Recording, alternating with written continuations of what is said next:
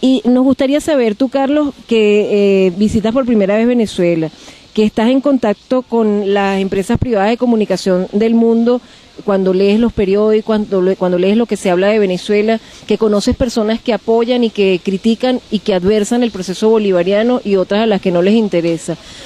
Nosotros sabemos que en nuestro proceso todavía, y seguiremos teniendo porque es un camino que nunca se termina de recorrer, cometemos errores, sí hay corrupción, hay ineficiencia, se han burocratizado algunas instancias, hay desorden, pero hay muchas cosas hermosas que hemos logrado y son tantas a veces que uno ni siquiera se da cuenta. El haber lanzado el satélite Simón Bolívar que nos lleva hacia nuestra independencia tecnológica, el ser declarados territorio libre de analfabetismo, el haber aumentado los espacios de librerías públicas y privadas, el auge que tienen las editoriales en Venezuela, las inversiones que hay en salud. Pero nos gustaría de ti, que eres una persona analítica, serena, consciente, ¿qué críticas nos haces a Venezuela? ¿Qué cosas ves que deberíamos atacar en este momento como venezolanos para ir avanzando hacia una sociedad más justa, más digna, más incluyente? Hablaré primero de lo bueno. Este libro, 100 preguntas sobre el nuevo desorden, en su versión venezolana, nació hace un año, porque a mí me hicieron una entrevista en una publicación alternativa, en Diagonal, que tú conocerás, y me preguntaban sobre los derechos de mis libros, cómo llevaba eso, y yo respondí en un momento determinado que estaría encantado de que mis libros aparecieran en ediciones piratas en América Latina, porque lo menos que me interesaba eran los derechos. Y alguien me respondió que me ponía en contacto con una editorial venezolana que tiraba 50.000 ejemplares de cada uno de estos libros.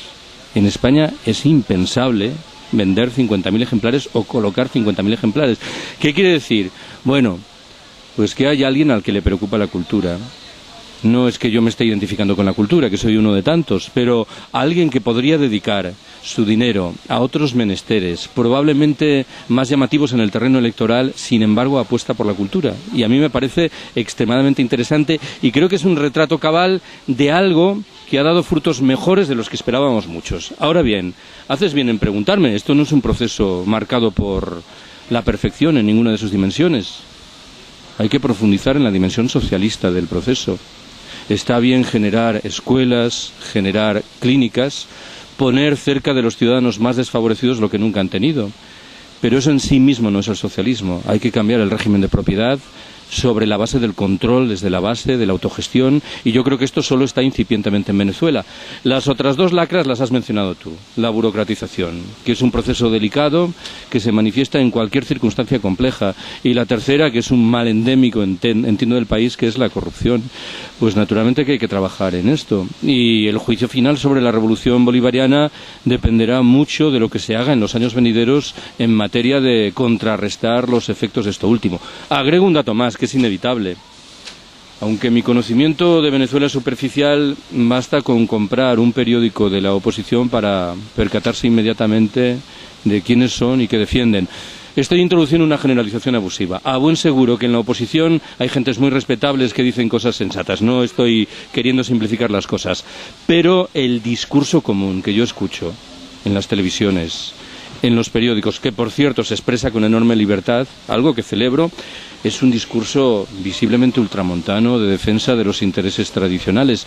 En último término, esta es una discusión que yo he mantenido con muchos venezolanos que disienten legítimamente del proyecto bolivariano. Hay que preguntarse por qué nace el proyecto bolivariano. ¿Qué era Venezuela hace 10 años? Porque esta es una pregunta decisiva. Sean cuales sean las lacras que el proceso acarrea, que las acarrea, importa realizar esta evaluación con respecto al tiempo. Porque, claro, esto no nace de la nada. ¿Por qué la mayoría del pueblo venezolano apoya esto? Porque es consciente fundamentalmente de lo que había antes. Y es legítimo afirmar que quienes contestan, la mayoría de quienes contestan el proyecto bolivariano, lo que buscan es un retorno a lo que había antes. Tuvieron muchos años para demostrar que eran capaces de hacer una Venezuela diferente y, por desgracia, no lo demostraron. Así es. Así es, nosotros vemos nuestro país con esperanza y sobre todo aceptamos y analizamos con mucho interés las críticas que nos hacen desde fuera, las críticas constructivas. Y para terminar, pues nos hacemos nosotros una crítica constructiva. siendo tan interesados nosotros en la gestión pública y en el sector privado por los libros en los últimos años, y eso se demuestra en esa ebullición editorial que hay, no nos habíamos preocupado en Venezuela por la figura del librero, a tal punto que muchas personas no sabían ni siquiera que el librero era una figura que se podía profesionalizar, ni siquiera sabían que era un librero. En el Encuentro Internacional de Libreros, muchos aprendimos de otros países en donde esa figura está institucionalizada, el sentido de compromiso que tiene que tener un librero ante esto que es el libro. Y a mí me gustaría que finalizáramos el programa, Carlos, ya que tú eres profesor y que tú te expresas tan sencilla y tan accesiblemente, sí, lo haces, que nos explicaras a todos qué es un librero, para que se animen nuestros libreros mediáticos, que siempre les decimos, libreros mediáticos, a ver si se animan en un futuro a convertirse en libreros. Cuando pienso en un librero, la primera imagen que me viene, que es una imagen lógica de España, es la de un héroe que resiste intentando sacar adelante una mercancía del pasado en un mundo carcomido por otro tipo de valores y de tecnologías. A buen seguro que esta es una imagen simplificada. También hay libreros entregados literalmente al negocio más vacuo y menos interesante y estimulante. Pero en cualquier caso, yo en este momento tengo en la cabeza los nombres de varias personas que en España son auténticos héroes. Y la tarea de dinamización cultural general que desempeñan, por ejemplo, en muchos pueblos los libreros es invalorable. Y vuelvo a repetir, no estoy hablando de libreros necesariamente concienciados en el terreno político, sino de personas que están preocupadas por la cultura, que procuran leer los libros que venden y que tienen criterio a efectos de recomendar esto o dejar de recomendar lo otro. A mí me parece que es una de esas figuras que hay que hacer lo que esté de nuestra mano para mantener en Venezuela, en España o donde fuera. Yo suelo decir que si hay algo para lo que tengo instinto es cuando caigo en una gran ciudad, hacer así y encontrar rápidamente una buena librería, porque afortunadamente las buenas librerías siguen existiendo y las humildes a menudo desempeñan tareas mucho más estimulantes que esas grandes superficies que a todos nos atraen, no nos engañemos, porque con toda probabilidad vamos a encontrar lo que buscamos.